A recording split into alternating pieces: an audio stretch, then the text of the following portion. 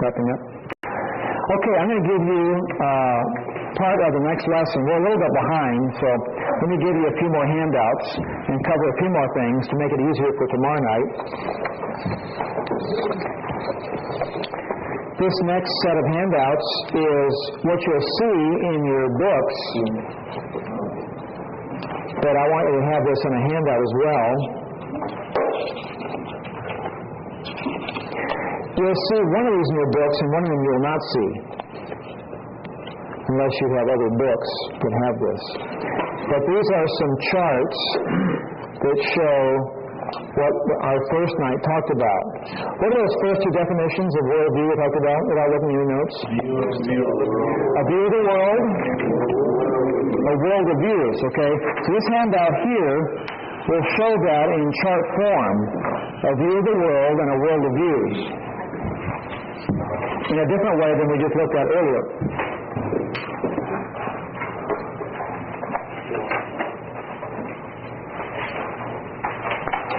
As a reminder, read all your handouts when you get back to your home after this week, and make sure you put that where? On top of your test. Read your syllabus. When you take your test, before you give your test to your grader and the grader gives it to me, make sure you type or write on top of your test that you read how much percentage of all these handouts. Now, I'm going to give you 5 or 6 handout lessons before you go home, and you have to read those 5 or 6 lessons. You'll have access to 10, but all you have to read for the test to put down your percentage is how much of the 5 or 6 that I'll be giving you before you leave in paper, how much of that 5 or 6 lessons did you read? Put that down on top of your test. Don't think you have to read all 10 and put that down on top of your test. I hope you read all 10, but that's up to you. But for the requirement, you have to read the 5 or 6 you cover in class in terms of paper handouts. Put that percentage of your reading on top of your test. So you have to read it before you finish your test, or as much as you can. Okay, on this handout, I'm not going to go through this, but you'll see there, these 2 charts are the same thing in essence. It's just that the top chart focuses on 4 worldviews, and the bottom chart focuses on 8 worldviews. And the categories on the left-hand side are different in both charts. The chart above is what I was following the first night, and with that worldview box. So the chart on top of your page there is like a little bit like the worldview box, because in the left-hand column you have theology, philosophy, ethics, biology, psychology, sociology, law, politics, economics, and history as categories. I have a little bit different breakdown in my box that I gave you that first night, but this is similar. And we have 4 worldviews that are being lined up with that. What are those 4 worldviews?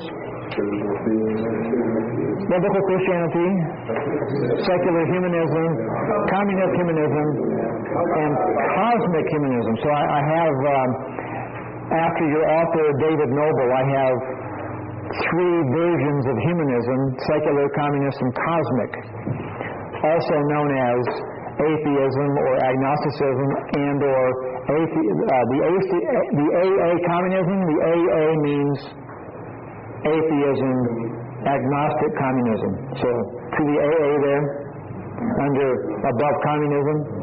So the AA means atheism / agnostic. The last one is New Age pantheism, above cosmic humanism. So look at that on your own. I think it's fairly self-explanatory. You may have to look up a few words in a dictionary. I'll show you one such thing you may have to look up. Under biology, see where it says biology? If you look under secular humanism and or communist humanism and or cosmic humanism, you'll see 2 kinds of evolution. There's the kind you know about the most, I think, the Darwinian macroevolution. But to the right of that, under communism and New Age pantheism, or communist humanism and cosmic humanism, you see a different kind of evolution with a funny name. The D stands for Darwinian, but now you have the word punctuated evolution. So I'll give you a little demonstration here on what that is. If this is a line that represents no change in a species, things stay the same. Is that Darwinian? That things never change? No. Things change, and how do they change? How fast? Okay, gradual and slowly. So in typical Darwinian macroevolution, life is like that. Life changes slowly and gradually, right? Can you guess why people have dropped that, but they're still holding on to atheism? And they've gone to what's called punctuated evolution? There's no proof. Yeah, this is so far removed from reality that after 150 years since this was thought of, a lot of evolutionists are giving up on this. They're finding out it doesn't work, doesn't fit the world. But they don't want to go to God. That's weird to go to God, that's radical. So, of course, without God's grace, it'd all be like that. But because they haven't had God's special grace, they're thinking, well, there's no God, but this doesn't work either, so I want to hold on to my atheism or agnosticism, but I want to be an evolutionist at the same time. So, because there is, what kind of evolutionism? Micro, that's a fact. There is this. We do have this in the world in terms of micro. Micro is like that. But the person who changes, or the thing that changes, is still that thing. Human, always human, or fish, always fish, or dog, always dog. But the dog can get longer hair or longer teeth, but it's still a dog. But they want to be macroevolutionist, but they realize that if they're going to be macro and be this kind of macro, a lot of them are honest enough to say it's just not happening. The research, the evidence doesn't point like this. But they don't want to be theistic. They don't want to come to God or believe in God yet. So how do they hold on to evolution and not go to God at the same time? Here's what they do. They have what's called punctuated evolution, or the full name is called punctuated equilibrium. So use that when you have popcorn at your next church party. What's your view of punctuated equilibrium? And they'll say, what's your view of a bloody nose? So here's what this is. It's not gradual, it's not slow. Life is like this. So things happen in jerks. Punctuations. Things are going along and you have this punctuation. It's also called punctilinear by some writers. You have this punctilinear, you're going linear, then you have this punctilinear thing, and you're going linear. So changes happen like that, and they're quirky, they're freaky. This also has a nickname, the hopeful monster. Because sometimes you find two-headed snakes, right? There are sideshows, and there are things in the highway in these faraway places. Come, billboards, stop in, get a soft drink and popcorn, and look at the two-headed snake. Because you do have snakes that have two heads, or Siamese twins, or you have all kinds of freaky things that happen as little perks. Freaky things. So they say, aha, maybe that's how fish became amphibian. Amphibians became reptiles, reptiles became mammals, and mammals became humans. Maybe things were, mammals like rats, then mammals like apes, and then mammals like humans, by freaky jumps, okay? It's called hopeful monster because once the monster is born, wow, it's got two heads. There's hope that it might evolve into something different, a different species.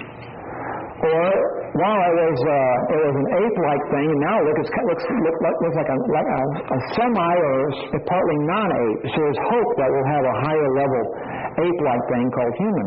So that's why it's called hopeful monster. These freaky things might give us hope for a new species. So it has different names there, but I'm giving you the name there, punctuated evolution. That's what that looks like. So what it is, I think, again, is a desperation. They want to hold on to evolution. They don't want to hold on to God. So what do? They have a different kind of evolution that's even stranger. Because this has even less evidence than the other one that they gave up on. This one has more problems than the other one they gave up on. So we have a lesson on this that we may not have time to get to, but I'll give you the handouts. And there are other classes that you can take here in the future that will explain this more. But this has more problems than the other one did. So this is really an act of desperation by so-called scientists who are still atheistic. Also, notice the word under law, where it says law. What's our view? Biblical/natural law. Do you know what natural law is? Why is law called natural under the Christian heading? Why is law called natural? Something seem obvious. Okay, like you say laws of nature, right? Isn't gravity a law of nature? It's obvious, it's apparent, it's universal. It's just there. It's kind of built into the creation, gravity, right? So people who are Christian often say that morality is built into us. Isn't it true that most cultures have similar laws, moral laws? Yes. Most cultures have a history of being consistently, don't tell lies to your parents. Most cultures have, until the last few years, marriage is male-female. It's just instinct. It's natural, okay? Part of God's design, we would say, God, made the world that way, that we just know by instinct, like Romans 2 says the Gentiles who don't have this law have the law where? Their conscience. So they have a moral knowledge in their heart, their conscience. So even the pagan in the jungle knows right from wrong because it's right there. He doesn't have to have this for that.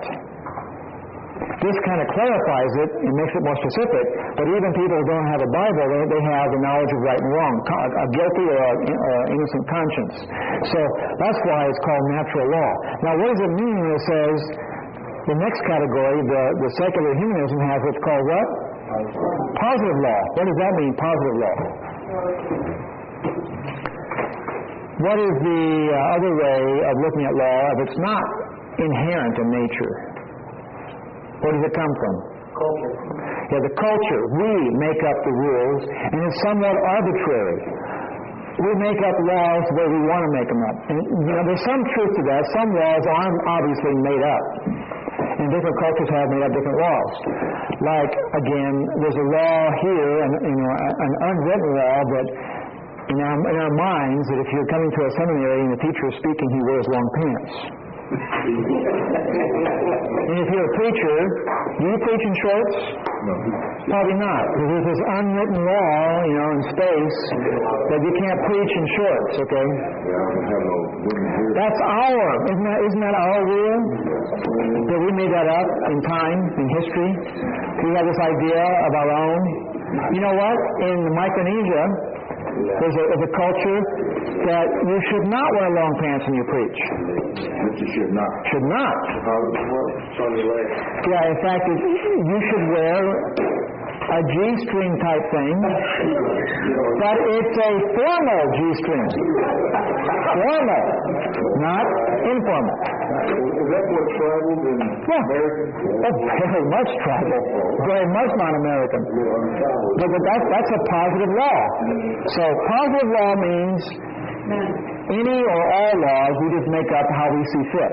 It's not built into us. It's not programmed. It's not from God.